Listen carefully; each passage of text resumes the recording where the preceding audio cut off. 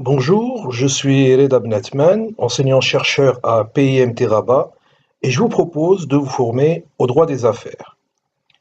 À quoi sert le droit des affaires? Eh bien, il est indispensable aux professionnels, car si vous voulez créer une entreprise, développer une activité professionnelle, concevoir un projet, vous devrez connaître les règles de droit qui régissent ces activités. Et le but de cette formation aux fondamentaux et de poser les bases avant de développer vos compétences sur d'autres sujets, par exemple la gestion de projet, la fiscalité d'entreprise, la gestion des risques ou encore l'analyse stratégique. De nombreuses sessions de formation sont disponibles. Quant à ce premier cours, il se compose de vidéos d'une dizaine de minutes chacune. Alors, les objectifs du cours fondamentaux sont essentiellement au nombre de 4. D'abord, vous serez capable d'expliquer ce qu'est le droit des affaires, la différence entre le droit des affaires et le droit civil, par exemple. En deuxième lieu, vous pourrez caractériser les différentes disciplines du droit applicables au sein d'une entreprise. Je vous proposerai également de pouvoir comprendre des notions comme les relations contractuelles de l'entreprise. Et finalement, vous pourrez appréhender les structures des différentes formes de société.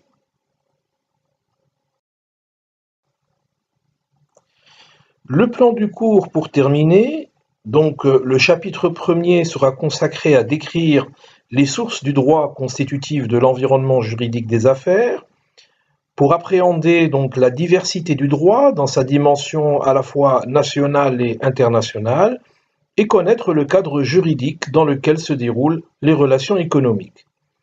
Deuxièmement, nous verrons l'organisation de la justice des affaires pour comprendre les principes essentiels sur lesquels repose l'organisation et le fonctionnement de la justice au Maroc et connaître le particularisme du contentieux des affaires. Les relations contractuelles de l'entreprise, c'est ce que nous verrons en troisième partie à travers la perception du contrat comme l'instrument juridique de base de la vie des affaires qui permet de nouer les relations entre les différents partenaires économiques et du coup être capable d'appréhender le contrat pardon, comme un puissant outil de gestion au sein de l'entreprise. En quatrième lieu, je vous proposerai de voir la différence entre l'entreprise individuelle et l'entreprise sociétaire pour comprendre l'actualité relative à l'entreprise individuelle et pouvoir en faire une appréciation critique à travers le statut d'auto-entrepreneur, la création de l'entreprise individuelle à responsabilité limitée, etc. Et aussi pour appréhender l'entreprise sociétaire comme une personne juridique autonome avec une date de naissance, une vie, un certain mode de gouvernance et sa dissolution. Le but étant de maîtriser les principales caractéristiques des sociétés commerciales les plus répandues, comme la SARL et la société anonyme. Le chapitre 5 sera consacré à la clientèle de l'entreprise et sa protection par le droit de la concurrence, de la distribution et de la consommation. Cette partie vous permettra d'appréhender la notion de clientèle de l'entreprise et les éléments incorporels la rattachant à celle-ci.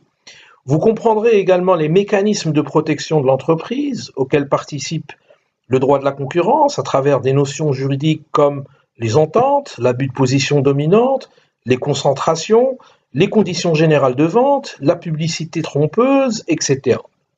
Le droit de la distribution à travers les franchises, les concessions, les distributions sélectives, et enfin le droit de la consommation.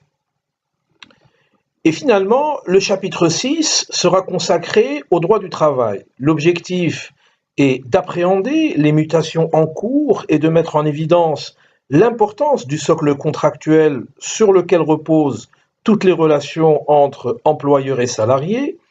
On verra un aperçu des aspects juridiques du recrutement. Vous serez capable de comprendre le contrat à durée indéterminée, étudier la place grandissante des contrats atypiques en termes d'embauche, malgré effectivement les efforts du législateur. Vous serez également en mesure d'appréhender le rôle du droit disciplinaire omniprésent dans la relation entre l'employeur et le salarié. comprendre que le lien de subordination juridique entre les deux parties trouve une de ces expériences, de ces expressions, pardon, dans le droit disciplinaire, avec pour aboutissement possible la rupture du contrat de travail qui peut avoir des conséquences financières, psychologiques, familiales, sinon physiologiques. Voilà donc le menu. Je vous propose maintenant de passer avec moi à la vidéo suivante qui est le chapitre 1.